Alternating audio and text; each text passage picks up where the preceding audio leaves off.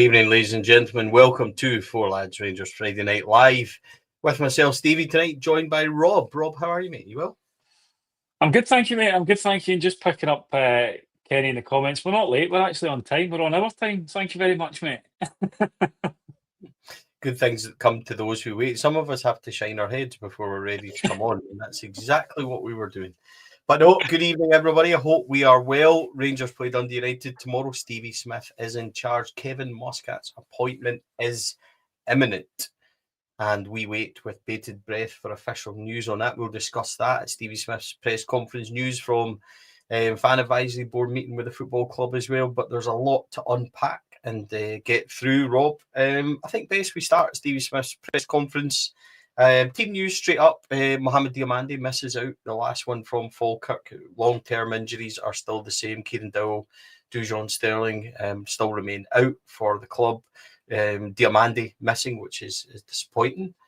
But he says he's going to simplify things. Doesn't want to overload the players, but you will see a change, which I thought was interesting.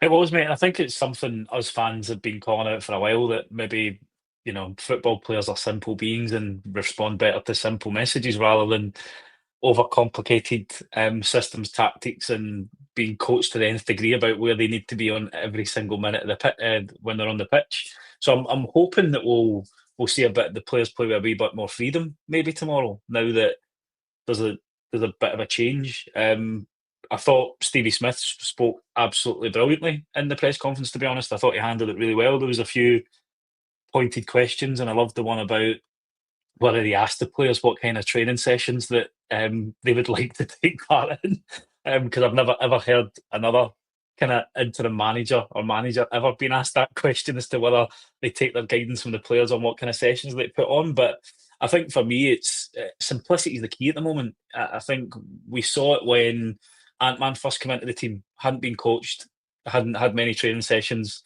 and played brilliant when he came in against Pilsen. So you'd like to think that making it a bit simpler is going to make it easier for players to get back to what they do best, which is actually playing football and hopefully being a bit more of a threat going forward than they have been for some of the season. Yeah, I thought, look, I've got to be honest, I thought Stevie Smith handled the press conference really well. Stevie Smith's a guy that I really like. People will know from this channel that he's done a lot for us as a podcast. He's always made himself available. He's always offered to come on. He spoke on the Helicopter Sunday anniversary documentary that we did, that David did, and he was absolutely brilliant. He always is. He's done the podcast with us before. So personally, I'm delighted for him. I know how proud he'll be of this. He's been at the club obviously for the best part of 20 years, as he said today, working more or less since he had his retirement early on. I think he was 30 when he retired. But Stevie Smith came through. He's one of the best young fullbacks I've seen. And it just went horrendously wrong for him injury-wise. So I'm really hopeful for Stevie tomorrow. I thought he dealt with it really well. I liked what he said about simplifying things, but I wonder if that's an indication, Rob, of where we were, that, like you say, that the players were overloaded with information that they simply couldn't handle. I don't think it would be beyond the realms of possibility to see a very straightforward 4-4-2, 4-3-3 tomorrow. One of the two, and just make it, wingers play in the wings and attack, and strikers score goals, and defenders defend at a reasonable height up the pitch. And you don't ask them to overplay. You don't ask them to do things that maybe aren't capable of. Absolutely, Stevie. I think you're right, and I think the interesting thing for me was the confidence that Stevie Smith came over with in that press conference. Even talking about the fact that he's been a coach for a while now and he's got some really good experience, but he also brings that perspective from the player's point of view, and he knows how to get messages across. And you watch some of the performances that we've had this year, and it did look like some of the players were playing with a bit of fear in them. And kind of a bit like, where am I meant to be on the pitch, almost second guessing themselves, where football should be a natural thing. You should understand and have relationships on the pitch that where a teammate's going to be, and ultimately where you need to be to receive that ball or make the pass into space for them to run onto. So you're right, hopefully simplifying it, we'll start to get the best out of it, and also playing players in a natural position as well. We've seen Joe Rothwell come into the team and being kind of forced to play in a role that was probably alien to him, being the six, given the kind of really good season he had at Leeds when he was playing further up the pitch. You know, Asgard's come back from international duty, having scored 4 goals, talking about how he likes to play in the left-sided 8 position, and then the next game we see him almost playing as a right winger. So there was a kind of square peg round hole. The previous manager was kind of carrying out with team selections and formations, etc. And hopefully, you know, Stevie Smith can just strip it right back to basics tomorrow and and do what he's tasked to do, which is win that game of football. You know, and again, that was the thing that I really liked from his point of view when he was asked about different managers. He's like, look, it doesn't matter. The whole premise of being a manager of this football club is just to win games. You know, it doesn't change with different managers, and that's the mindset that he's going to bring in.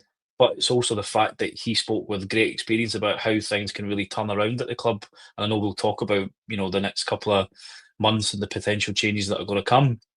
But a good performance against Dundee United and a good result could just give the players a little bit of a boost to kind of take them on the next few games. And, you know, the biggest game we've got coming up is going to be 2nd of November for that semi-final. And we need to get them firing for that to make sure we get into that final for the first chance of silverware this season. Yeah, completely right. But I'll be honest with you, Rob, I've not even thought that far ahead, to be honest. Like, all my thoughts has been with just the next game and what comes next for Rangers. I think it's vital that we start and we start sharp tomorrow and try and get this campaign properly underway. How would you go tomorrow, Rob? That's an interesting question for me before we kind of talk about the fab stuff. Like, I think selection-wise, you're maybe more or less, it picks itself, does it? I mean, the back 5 at Falkirk, you know, Cornelius on the left, I thought looked quite handy there, and I quite liked how he played. Put a great ball in, if I remember correctly, for Miovski's first goal, our first goal from Miovski. Midfield becomes a wee bit different because I don't think we've seen a midfield that has been firing at all. And striker-wise, would you go 2? Would you go Chermiti and Miovski? I'm quite keen to see that.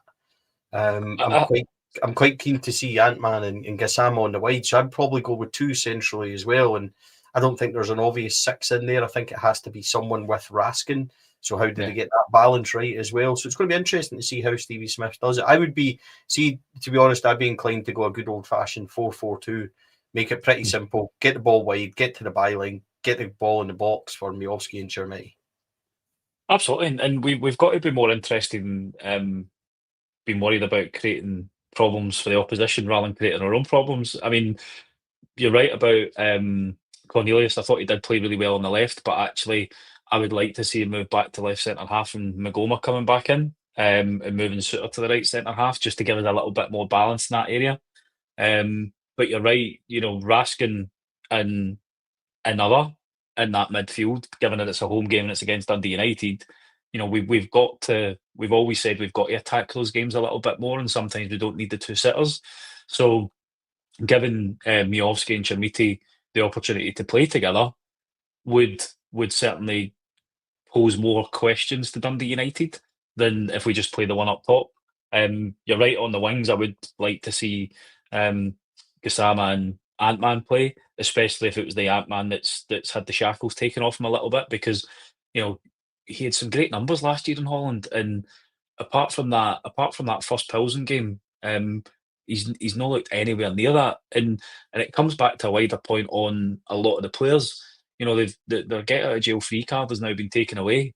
They're going to have a new manager that's going to be coming in to look at improving these boys, and it's up to them now to step onto the pitch and do that. So, you know, the players that are selected for that game tomorrow, you're right, need to start straight from kickoff to be in the faces of Dundee United and attacking them, rather than the kind of slow build-up play that we've seen so far. We need to be on the front foot. We need to be pressing them and working hard, and we need to be creating chances for whoever is going to be playing in those forward positions. But I'm like you, Stevie. Keep it simple.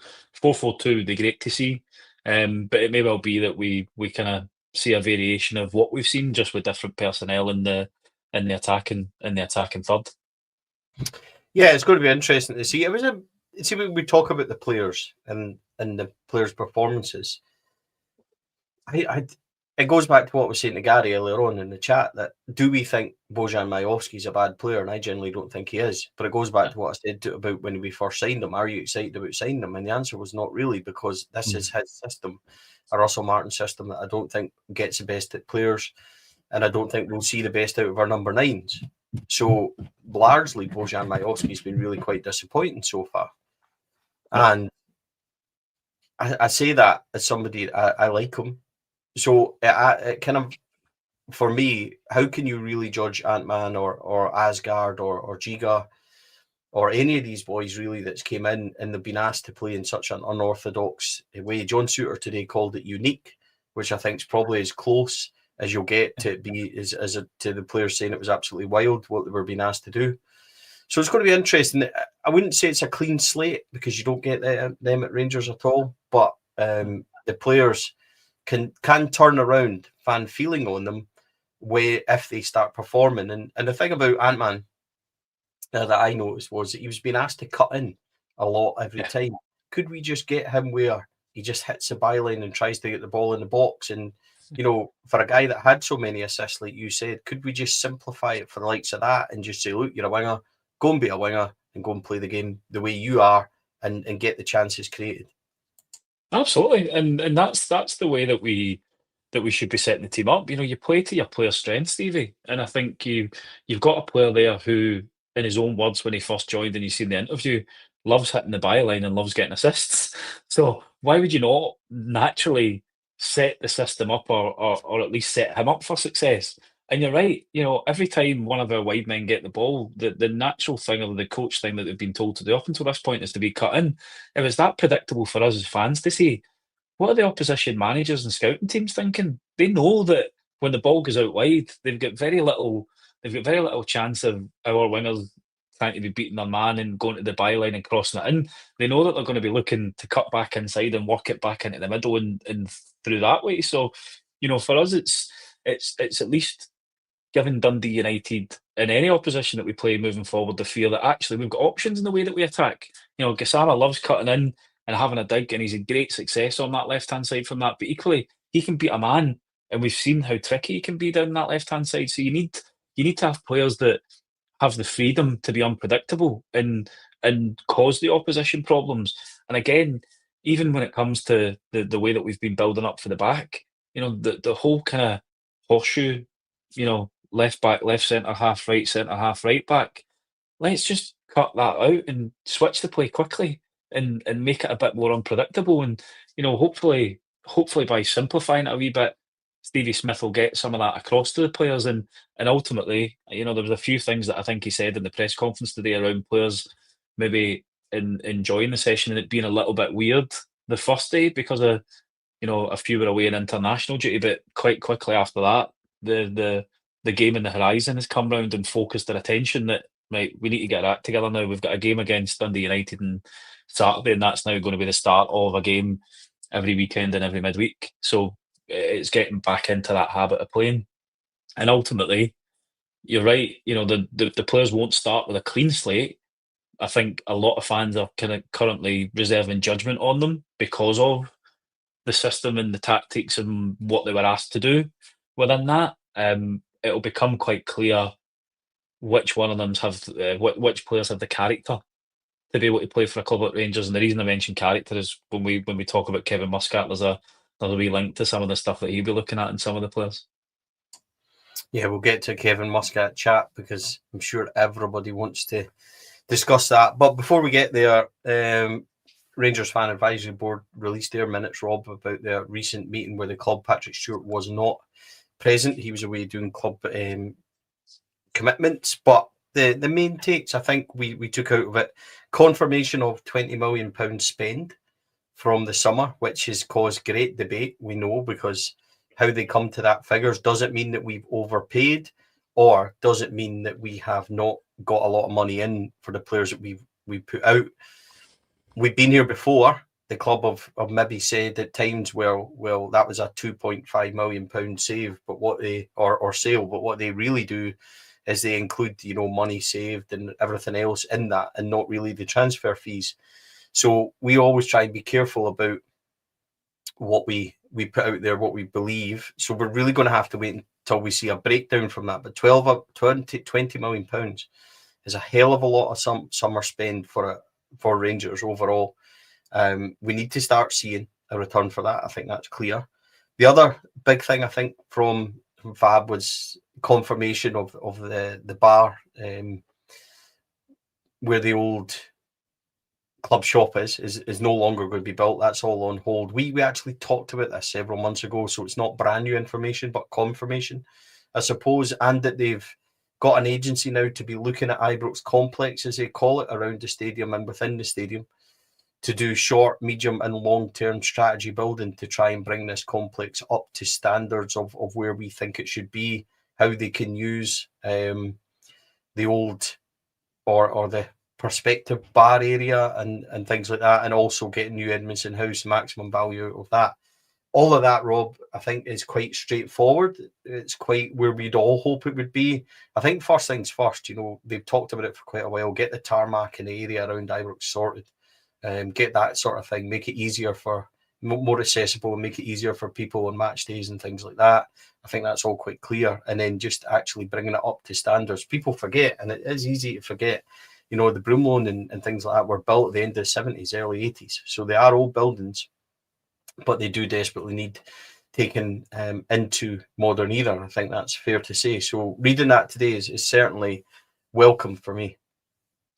Absolutely, you know, and I think most matchday fans will realise that, you know, the old lady needs a bit of love and attention. You know, I think there's plenty of areas within the stadium, the concourses, the area around it that could be doing with a bit of improvement and modernising. I think it comes back to looking at how you can use that to then be able to expand your transfer budget as well. So if we are able to put on more things that can bring revenue to the club on a match day, it does mean that that has an impact on the total revenue and the money that we can bring in from a financial fair play point of view. So it means that there's more disposable income, hopefully, to then spend on players. But you know, I always look at the match day experience that we have compared to one of the jobs that I used to have. I used to kind of fly over to Sweden and Norway and stuff quite a bit, and I managed to go with customers to some of the games over there.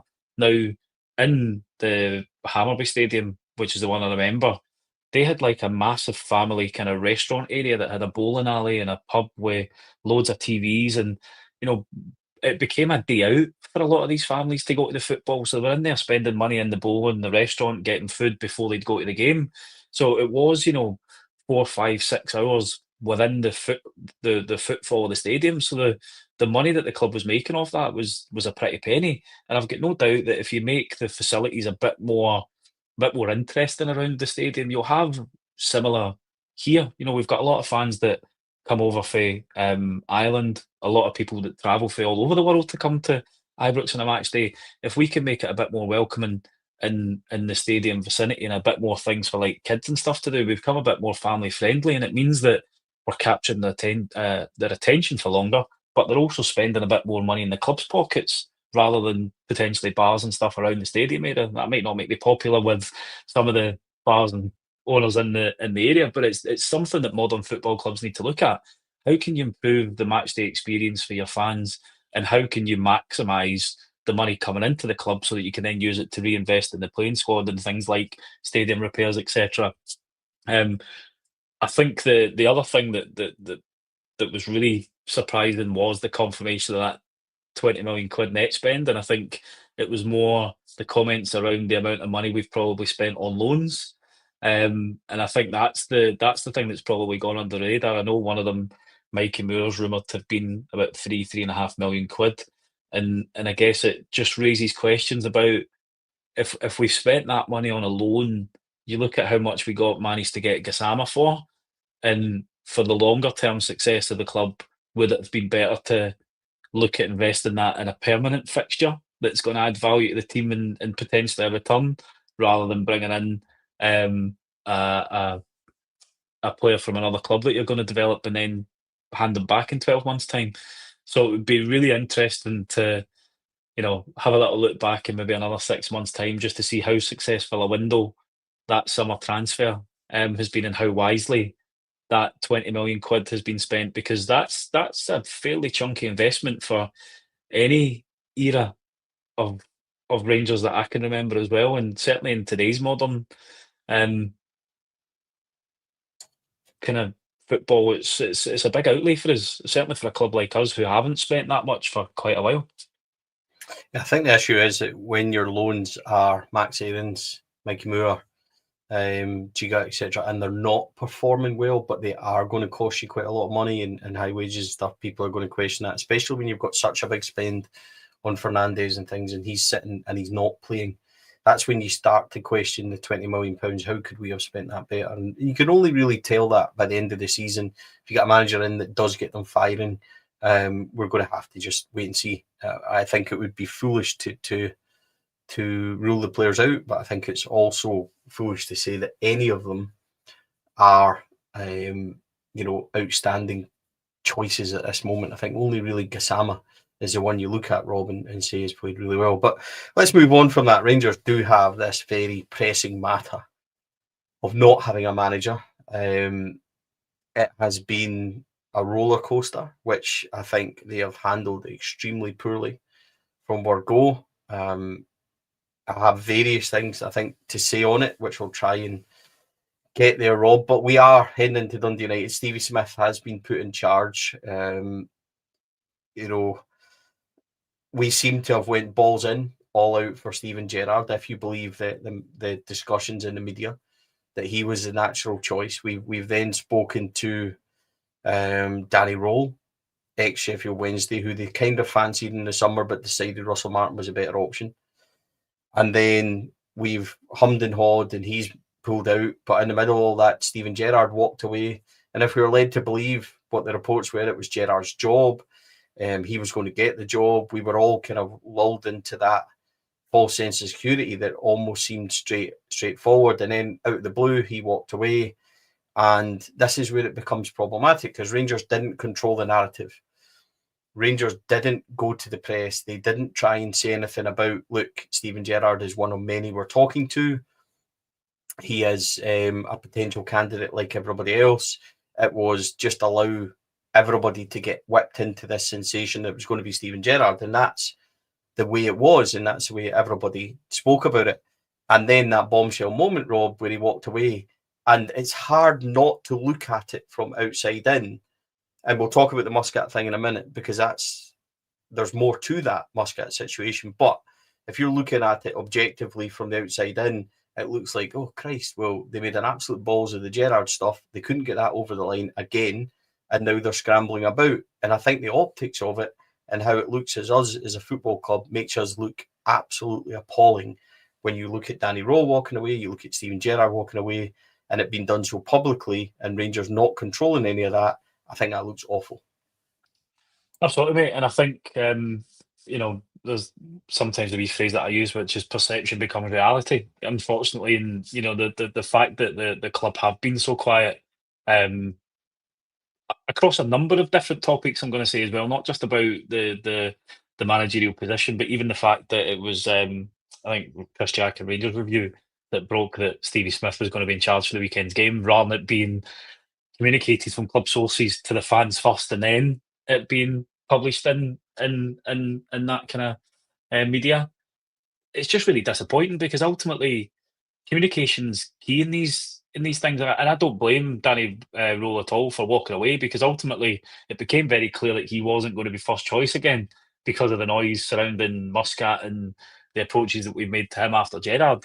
But also reading the fan advisory board again today, it's just understanding who's actually in control of the process, because you've got mentioned there that the four of them are involved. Both investors, as well as Patrick Stewart and Kevin Thelwell, from what I could surmise from the notes. So it's like, who is the people? Who are the people responsible? But equally, why are we not getting communication out into the media to, as you say, to be able to control the narrative and at least show that we're holding a process that is competent rather than the clusterfuck that it looks like from the outside. Because ultimately, you've also got people like Paul Scholes talking about Ole Gunnar Solskjaer potentially having talks with the investors about the manager's role. There was rumours then that the likes of Graham Potter and Gary O'Neill had knocked back talks, and Sean Dyche had ruled himself out. So there was so many things that were being put out in there around managers we hadn't been approaching. The fact that it looked like we went all in on Gerrard, only for it to kind of fall apart over what, again, a lot of people assume is the lack of control that he would have over transfers, and the fact that he would be working with Thelwell.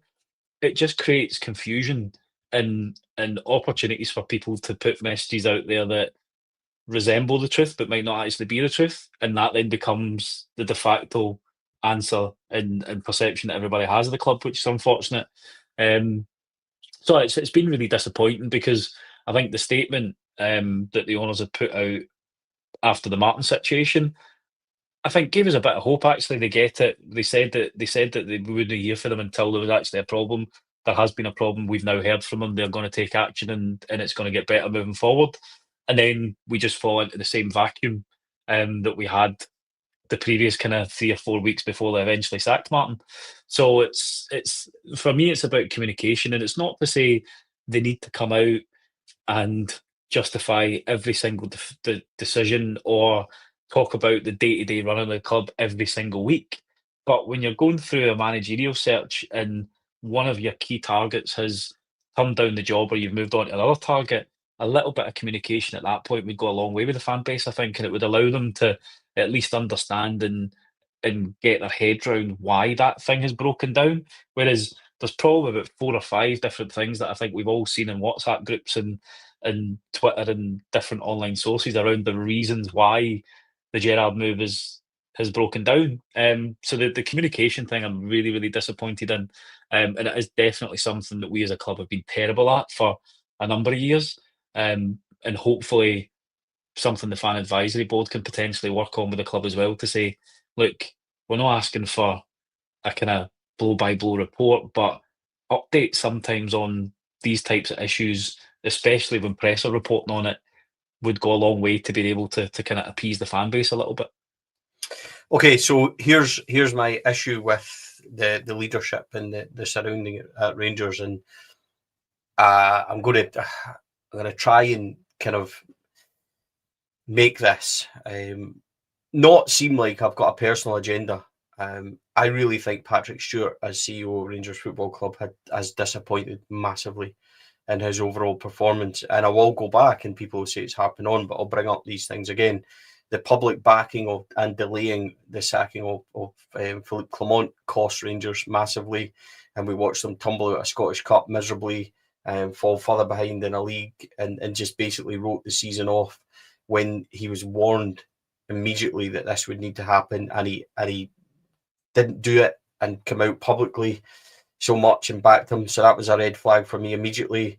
The behaviour over the tifo, which he very quickly threw the fans under the bus, and spent half time apologising to Celtic and trying to get that message over to them, and then the statement immediately on his say so, another complete red flag for me.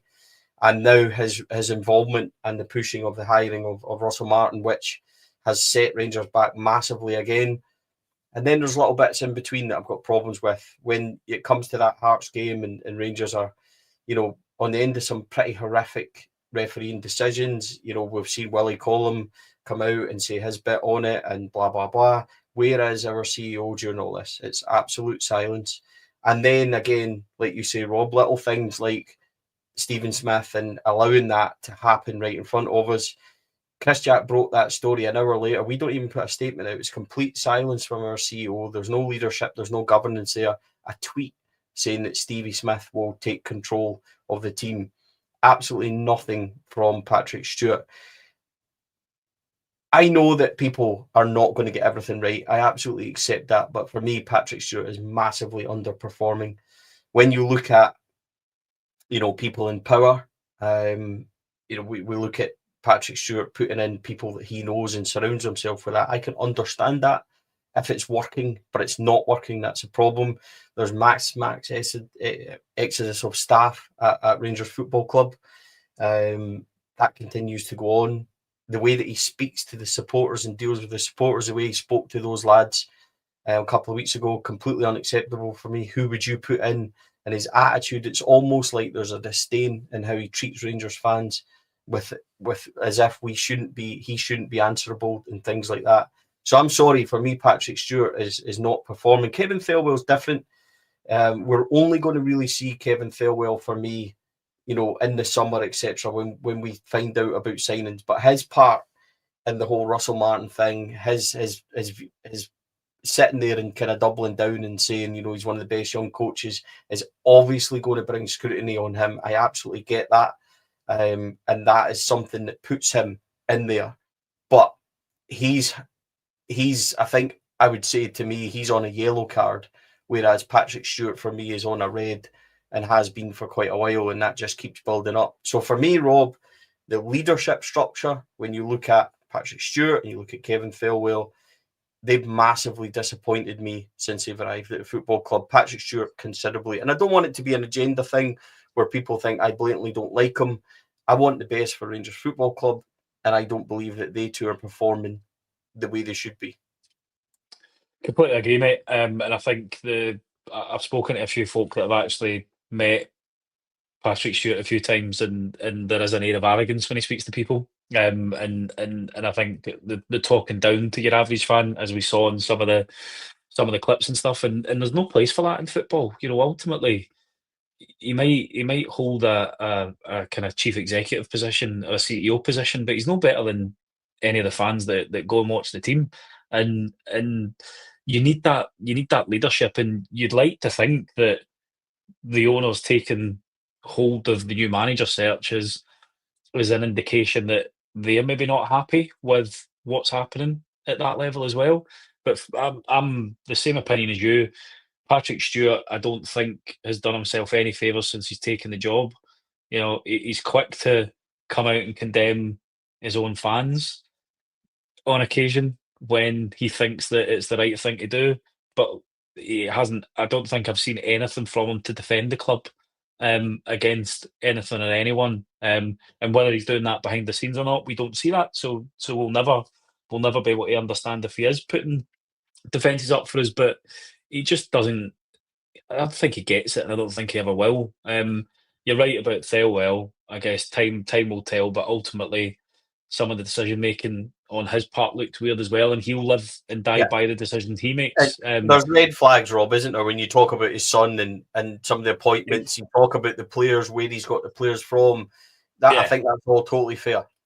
Aye, and we were having this chat in the group chat about Chamiti. It's not that boy's fault that there's now an £8 to £10 million price tag on his head, and he's playing for Rangers. Ultimately, that was Thelwell's decision to bring him in for Everton, and he's put him under a hell of a lot of pressure to come in and start performing like an £8 to £10 million player. It's a young boy who has scored 2 goals in 2 seasons. It's a massive pressure to stick under him and take a chance at a club like Rangers, where spending £8 to £10 million should be getting you almost like a finished article and somebody that's going to come in and hit the ground running. So, decisions around players aside, looking at then the decisions around bringing his son in and stuff like that does make it a little bit of a right. We need to keep a little eye on here. I'm not going to use that famous saying because I give Dougie enough stick when he keeps talking about different coloured flags. But it does give you some warning signs. Dougie deserves every bit of stick he gets, to be fair, Rob. But it does, mate. It gives you those warning signs, mate, to kind of go, do you actually know what you're doing here? Do you realise that the club that you're coming in to represent? And I think that's where he'll probably get a little bit more time, because ultimately the players that have been brought in, the fans are going to give a little bit more time given the managerial situation. But yeah, there's warning signs already there that these guys just don't get it. It's something we're going to have to keep our eye on over the next few months, and it may well be that the owners are already thinking like that, because American owners can be pretty ruthless around decision making, and it may well be, let's actually just sort this manager out, because ultimately that's the more important issue at the moment. We need somebody to come in and stabilise the club and start to get a tune out of this investment that we've made in the club, and then turn the shotgun sights on Stuart and Thelwell, and get them kind of sorted, either represent the club the way that they want and the fans want, or they remove them and put somebody else in place that will do that for them. Yeah, I think it's a situation for both that Rangers fans will pay attention to closely. I don't think it starts and stops with Russell Martin's removal. I think that there's certainly question marks over the leadership of this football club, that's for sure. Yeah. We are here, though. Kevin Muscat is on the brink of becoming the Rangers manager, which I say with utmost hope, because let's face it, it's Rangers. We could still fuck this up, and as we've demonstrated massively, let's hope we really don't. People will know from watching that Kevin Muscat has been a favourite of mine for quite a while. He is somebody that I spoke about in interviews as being one of my top candidates. And the reasons for that is the leadership aspect of it. He's strong, he knows what he's doing, he's a good man manager, and he brings a style and a coaching that is visible and you can see. It isn't a pretend one, it isn't words, it is, you know, there's no talk of project with Kevin Muscat. He's here to win and he's here to do it immediately. That's what I like about him. He plays it's a balls out style. You will win 4-3, as we've seen today with Shanghai Port. They did win 4-3. We will. His philosophy is very much attacking football, pressing high up and having a right good goal. But it's not kamikaze the way that we've perhaps witnessed before. So I am delighted that we are pursuing him finally. And by the way, for Kevin Muscat, you know, who's been in a position of wanting the Rangers job twice, this is the third time now it's came round for him. He's showed that desire, that hunger to actually want to be the Rangers manager. And I absolutely love that, Rob. I love the fact that, you know, some people could say, you know what, you didn't want me the first time, forget it, I'll not be doing that. But he is, you know, determined to be here and determined to be the Rangers manager. And I love that. I must admit, I absolutely love that desire about him. And, you know, Rangers stand on the brink of finally getting this done for him.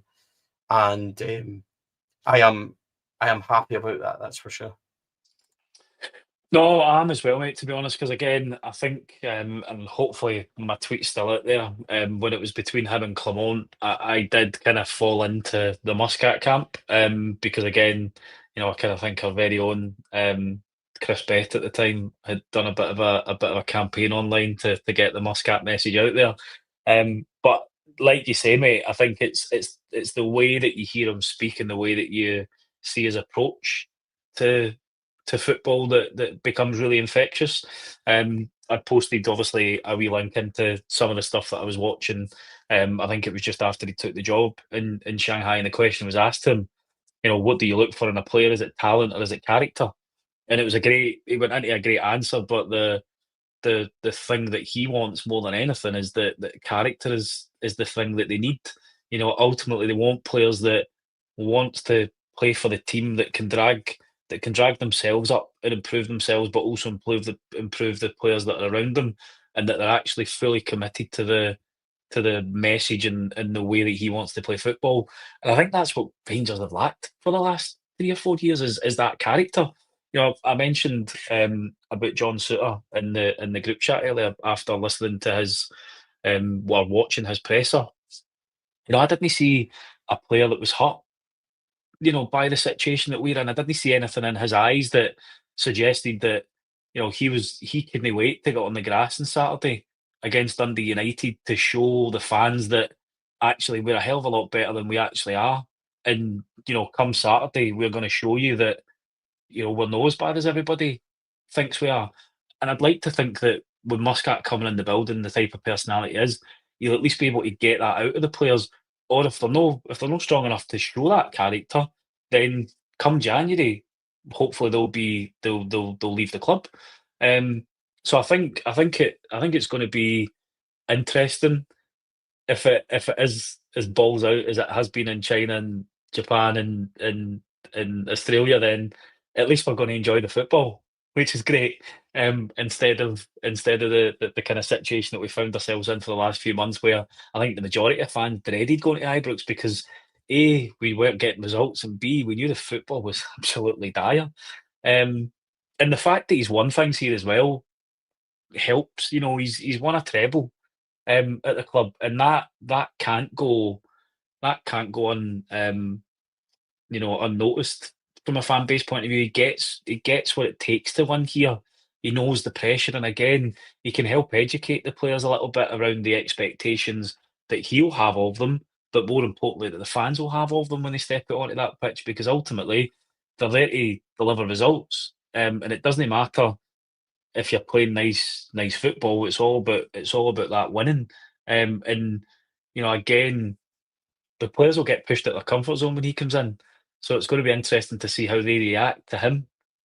But you certainly wouldn't want to ask him if his team's coached in a presser, because you might get an answer you don't like. Well, a lot of people have joked that with me. I don't think I'll be in a position to have to ask Kevin Muscat that. What I would say is big thanks to Graham Brownlee for the donation to the channel. We really appreciate that, Graham. Not necessary, but thank you very much for that. Look, Russell Martin didn't have the team coached, which is why I said it to him. And people are going to disagree with that. People will disagree how I asked them. A lot of people at home, it was supposed to represent what fans were thinking at the time, and that's all I am. With Kevin Muscat, I don't believe we'll get that. I think we'll get a manager who will have them structured. He'll have them. We'll at least be able to watch it and go, right, I know what they're trying to do. Now, if Russell Martin had been able to do that with his Rangers team, regardless of results, people would have went with it, because they would have went, right, okay, Steven Gerrard wasn't perfect. We've seen, it took him 3 seasons to get it right. There was no sign or indication that Rangers were coached in any way under Russell Martin. So that statement or question to him will always come back at me, and I understand that, but I don't regret it. With Kevin Muscat, I don't think I'll ever need to say it, because I believe it will get somebody who will have them prepared. He will have them set up well. I think the biggest problem, though, over this, Rob, is, and I've got my own view on this, and I'll put it to you first before I have my say, is obviously the timing. We've went for a manager that potentially, I think, is 3 games away now from a league title in China, which will take him up to the 22nd of November. What is your outlook on that? Because, well, in fact, I'm not going to answer. I'm just going to put it to you. We're going to have to wait a month for Kevin Muscat. Where do you sit in all this? I think if we have to wait a month for Kevin Muscat, I'll be disappointed, to be brutally honest, Stevie, because I think, like I said at the start, the 2nd of November is a big game for us. We win that, and we're through into the final of the first domestic trophy of the season. We've got games in European competition that are going to be coming up, and we need to win to have any chance of being able to extend or kind of stay in the European competition this year. So I'd like to see him through the door sooner rather than later. And obviously there was a great point in our group chat about McCann potentially coming in and taking over the reins temporarily until we wait for Muscat. But selfishly, for me, he's got to be here as quickly as possible. Now, I admire the loyalty that he's shown to Shanghai, because ultimately, if he was our manager and we were in a title race, we wouldn't want him to ditch us with 2 or 3 games to go when we've got the chance of winning another trophy.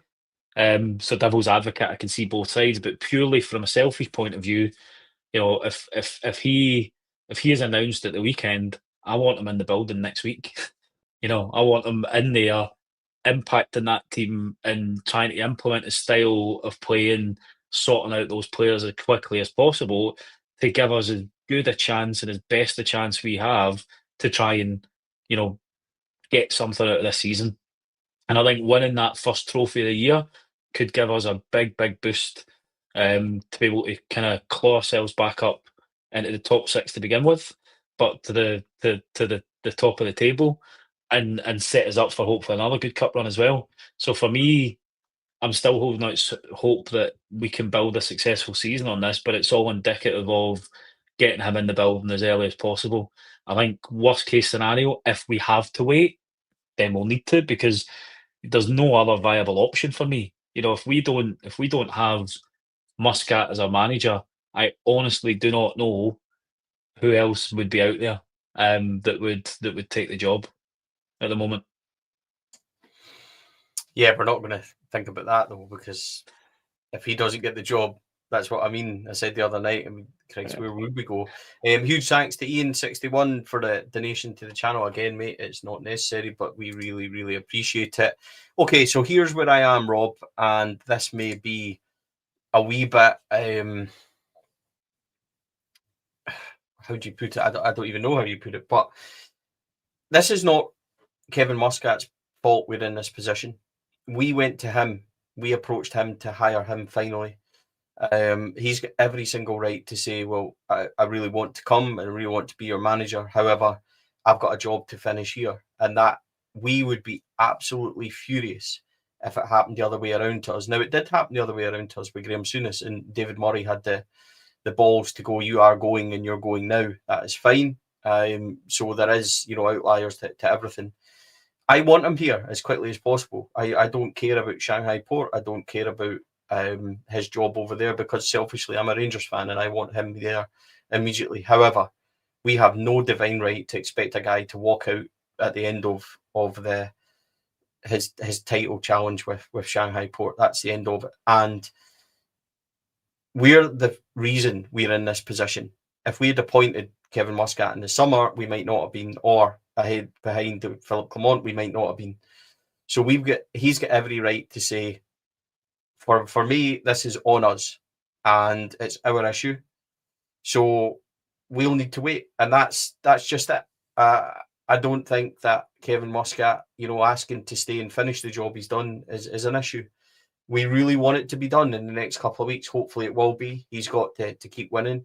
It'll cost Rangers the best part of anywhere between 1.5 to £2 million to get him, which is the buyout. And that's a hefty fee for Rangers. So on top of sacking Russell Martin and his crew, this is going to be a £5 million odd replacement. And it's got to be right, because that's not cheap for the football club.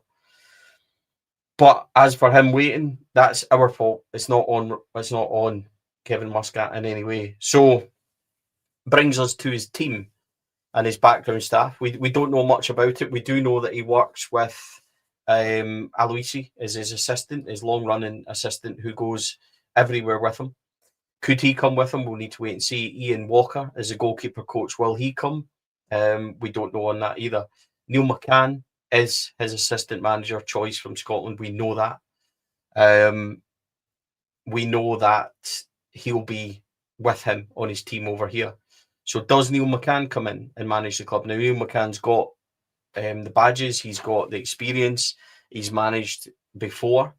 So he's not a complete rookie. And he knows the ideologies of Kevin Muscat, etc., because they are best mates, believe it or not.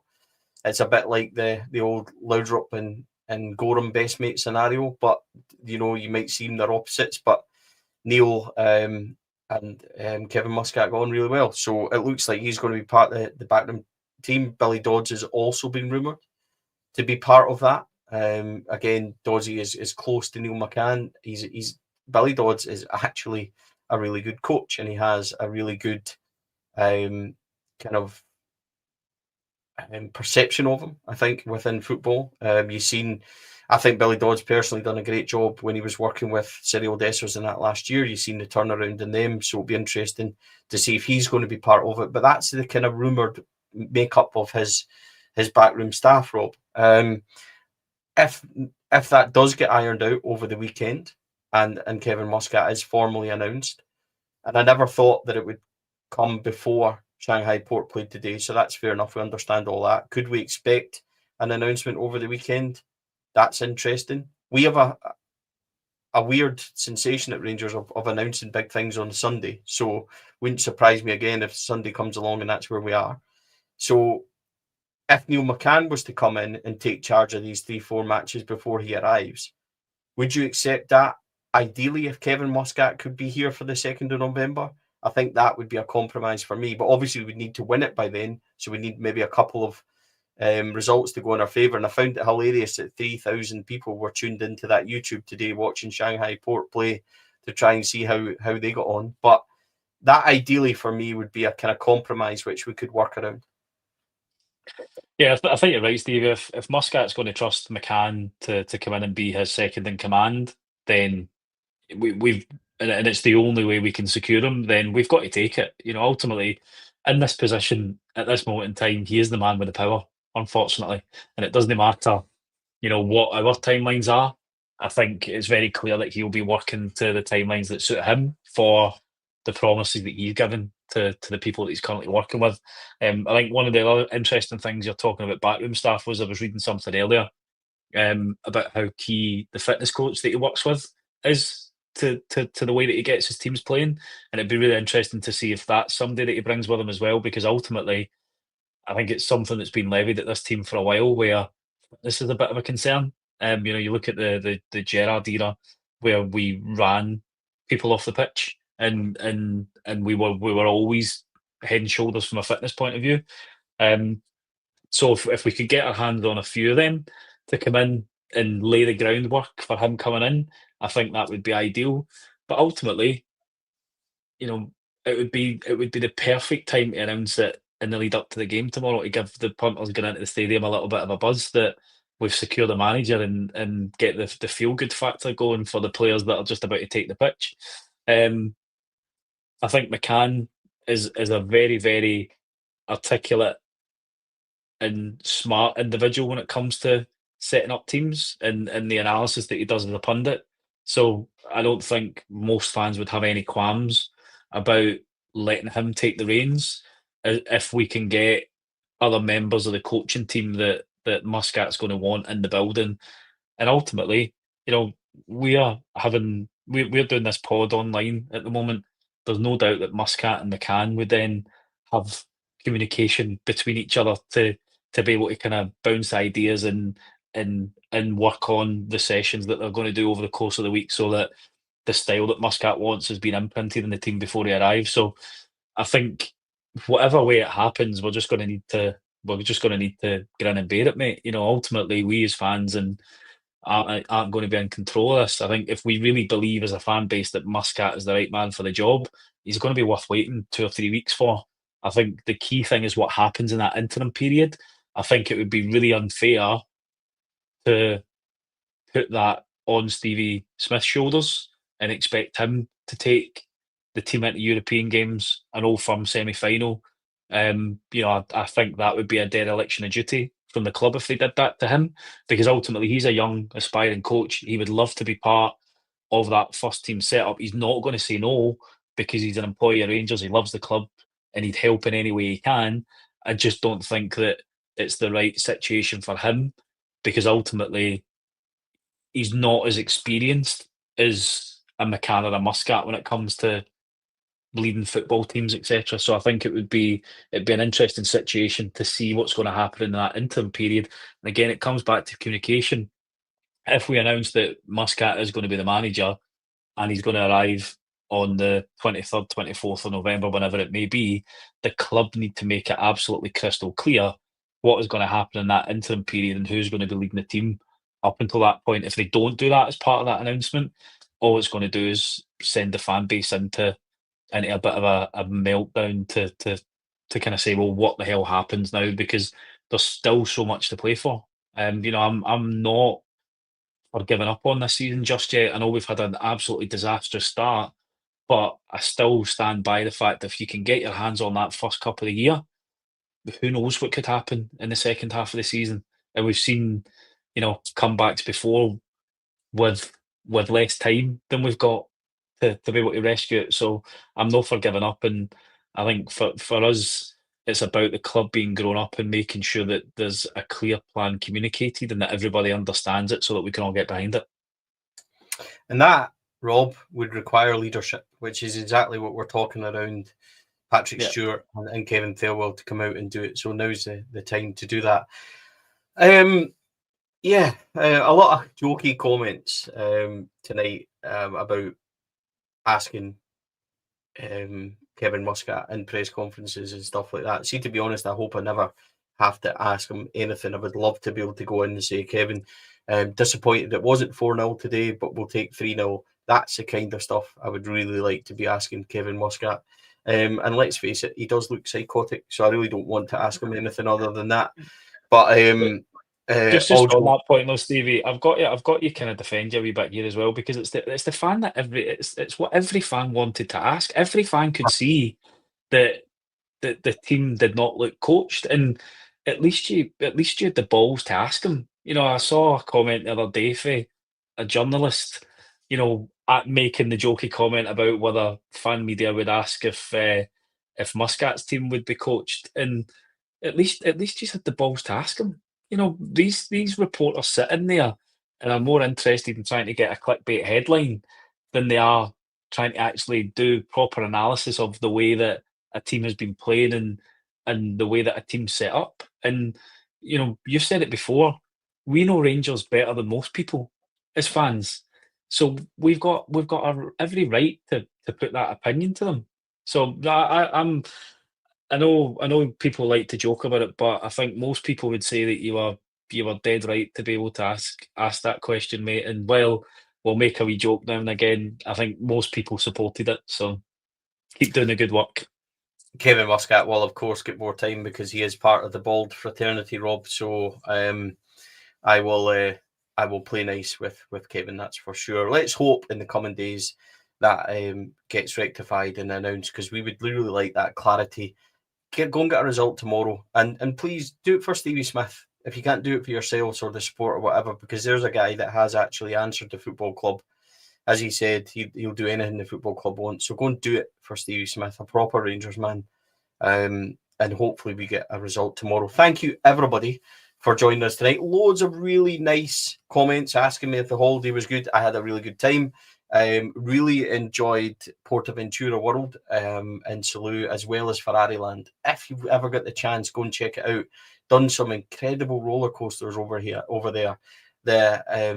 The one in Ferrari Land, the one that loops right up and goes back, is one of the best I have ever done. So if you're a fan of the old roller coasters, go and do that one, because it was absolutely brilliant.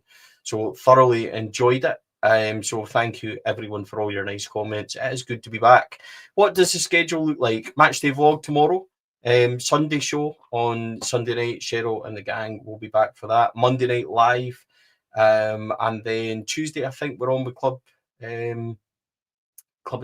22, so they should be. Boys are on right now, actually live, so go and have a look at them as well. But I think me and Scotty are together Tuesday night. Wednesday we'll be back as well, and then Thursday we're in Bran, aren't we? So there'll be match day, and then we're live Friday. So basically every single night this shiny dome will be on your internet channel somewhere. So if you want Rangers updates and news, please do that. We'll also have any breaking news if and when Rangers do make that managerial appointment, which hopefully will be soon.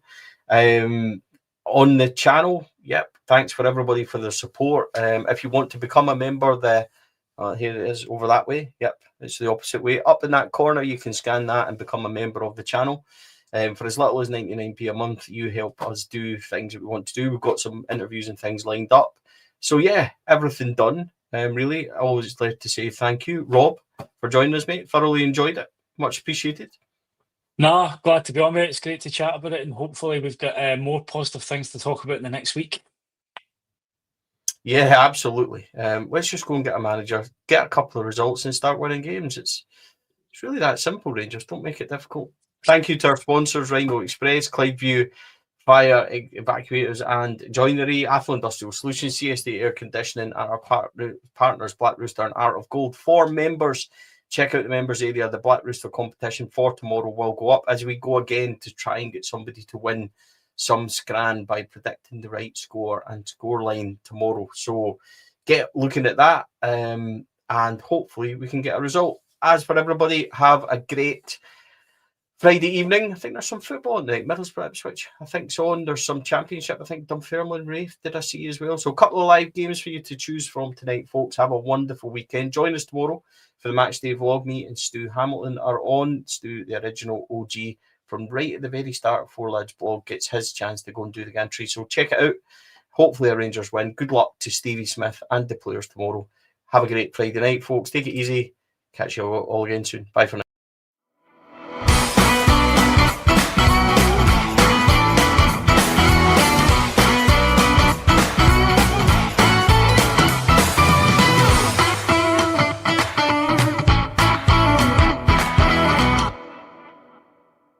The Four Lads podcast is sponsored by Rhino Express, Clydeview Joinery, Athol Industrial Solutions Limited, and CSD Air Conditioning, in partnership with Black Rooster and Art of Gold. Thank you for listening to or watching the podcast. We hope you enjoyed the show.